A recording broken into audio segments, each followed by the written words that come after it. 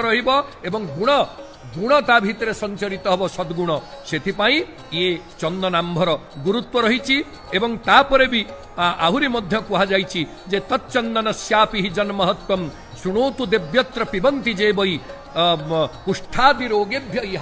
इहापि मुक्ता भवन्ति बाळा जदि काकबन्ध्या भक्षन्ति चेत्ता बहुपुत्रवत्यः किंबा भवन्ति किंबा कथनेन देवी सर्वेप्सितानि प्रभवन्ति तेषां मनोरथास्ते सफली भवन्ति तांकर मनोरथ पूर्ण हो जाए जीए ए जल को पान करती एवं ए जल को पान करिवार कौन हुए ना कुष्ठादि रोगेभ्य इहापि मुक्ता भवन्ति बाळा जदि काकबन्ध्या ये कुष्ठादि रोग जेते बड़ रोगरु मुक्ति पाइबार औषध होची ये स्नान जल एवं भवन्ति बाळा जदि काकबन्ध्या भक्षन्ति चेत्ता बहुपुत्रवत्य काकबन्ध्या जो नारींकर गोटे संतान मृत हो गला परे आउ संतान संतति हेई नाहंती तांको कहा जाए काकबन्ध्या कले से काकबन्ध्या नारी मध्य ये स्नान जल प्राप्त हेले पुत्रवती होंती बोली शास्त्रीय सिद्धांत रे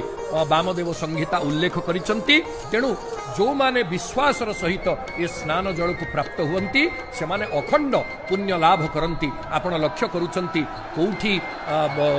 ये माटीर गडू बा गरा एवं आपण लक्ष्य करूचंती जे पालिया ये रहिले गराबड़ू तांकू ढाली दौरान जो माने रहिले अन्य गराबड़ू सेवक माने एवं तांकू पूजा पंडा सेवक पालिया मेकापंकर रूपा पिंगण को ढाली दौरान ये गराबड़ू सेवक माने एवं पालिया मेकापंक ठारू पूजा पंडा सामंत ग्रहण करी महाप्रभुंकर श्रीअंगरे लागी करुछंती तेणु ये जो पद्धति ये अधा मस्तक रे आपण देखंतु मस्तक रे ढाळुछंती आग मस्तक आ श्रीमुखरे अधा आ बाकी अंगरे अधा ये होची तार नियम एवं जेतेबेले ये रखा जीव ये चंदन जल को जेतेबेले अभिसिंचित करा जीव सेतेबेले